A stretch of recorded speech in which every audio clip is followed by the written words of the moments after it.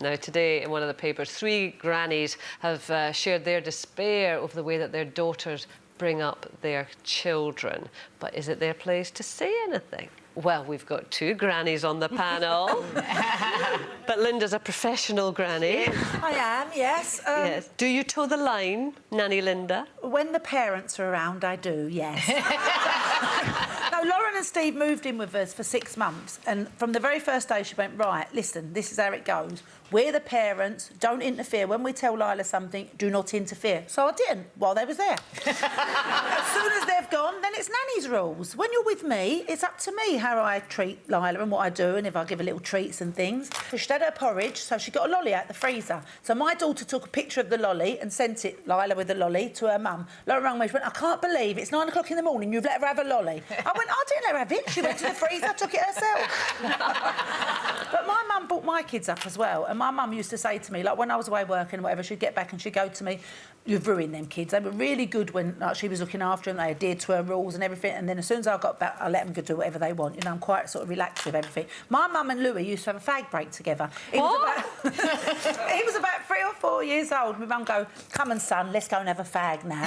So he'd sit on the doorstep, she'd have a cigarette and he'd have a pencil. And that'd be their little fag break together. Oh, you couldn't do that now. No, you couldn't. Oh, my God. It was like their little bit of time together. So you are softer on Lila than her mum would be, yeah? Nan's are always softer on their grandchildren. I love Lila more than I love my own children. Do you? I do. I think grandparents do. Do they know that, Linda? They know it, yes. I've told them, I said, you've had your turn, it's all Lila's now. I always remember my dad saying, because my dad was really strict when we were growing up, and I always remember then when the grandkids came along, he used to go, oh, at last, I can just, you know, I don't have to be the disciplinarian. I can be the one that just enjoys them and spoils them and hands them back, at the end of the day.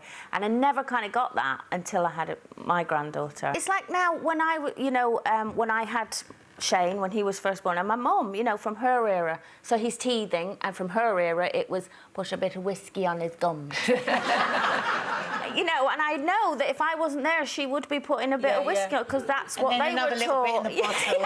But I think it's also different if it's your mum. But she also told me things that I did take on board, and she was right. You know, when especially with your firstborn, so they're playing out and they're covered in mud or they're rolling in mud, and I'd be like, oh, he's going to get, you know, all sorts. And she'd be going, best thing he can do, let him roll. She made me much more relaxed because I took on board. Yeah, she had 8 kids. She knew what she was doing. It's a really good point, actually, because I mean, certainly with my first, I could not have managed without my mum and Ian's mum. I have to say, they were both amazing. So maybe they do kind of earn the right to be interfering later on. But there's a few things that have been noted down that apparently grandparents shouldn't do. So, Linda, I'll be interested if you've ever done them. Take them for a surprise haircut. No, I've done that. I've done. That happened with Shane Jr., with my mother-in-law at the time. Right. I was working away, she was looking after him, and there was this haircut out called the step that boys had, which is where it was shaved here and looked like a bowl on the head. Yeah. And I spent weeks going, I cannot bear that haircut, I cannot bear it, I hate it. And when I came back off tour, Shane came back with a step. Oh, it's like me. You know how I'm so into my healthy eating, and you know, I try and really give the kids a really healthy diet. And Kiki, when she was little, would be driving and she'd do this thing all the time. She was saying this word, and it was just so cute. All this word, duck nunnos, duck nunnos, duck nunnos. We'd be like, oh, do you think that's Daffy Duck? Do you think that's, you know, is that a card? Duck nunnos, and we'd all be singing it until we discovered it was McDonald's. She's been taken there all the time.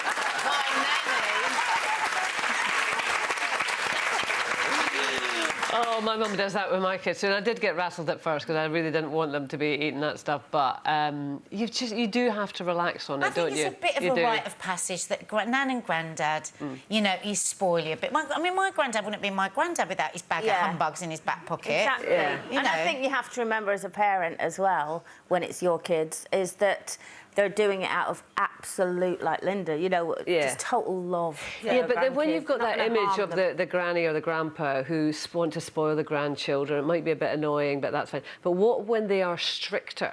Because actually this thing in the paper was about, you know, grandparents saying that the parents have actually gone soft on the kids. And having like a granny or a grandpa, especially if it's not your mum and dad, disciplining your children. Yeah. My mum's stricter with the kids than I am. Is she? My mum was stricter. Like Kiki would say, sorry, Mum, but you do this. Hey, can I have a biscuit? She goes, what do you want a biscuit for? You've not had your dinner. And I'm like this. I go back to being a child. Just because you never let me have a biscuit. You never let us have a biscuit inside. But and on the outside, I'm totally fine. And I just say, would you like a biscuit, Kiki? And I give her the biscuit. I let her. And there's this war going on between the two of us, but neither of us are actually saying it out loud. Which has got nothing to do with the child, really. It's all about between you two, isn't it? Yeah. No, totally. It happened. My sister Linda, who hasn't got kids of her own, she's a brilliant auntie, loves all her nieces and nephews. But, you know, I do find that sometimes she's one of these aunties who's never had kids but knows how to parent. Yeah. And I turn into little sister mode because she'll say to Kira, isn't it time you had a shower or whatever? And Kira will look at me and I'll go, no, she's not having a shower.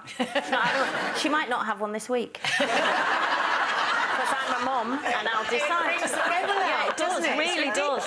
While sitting there thinking, Kira, have a shower, you stink. For more Loose Women action, click here.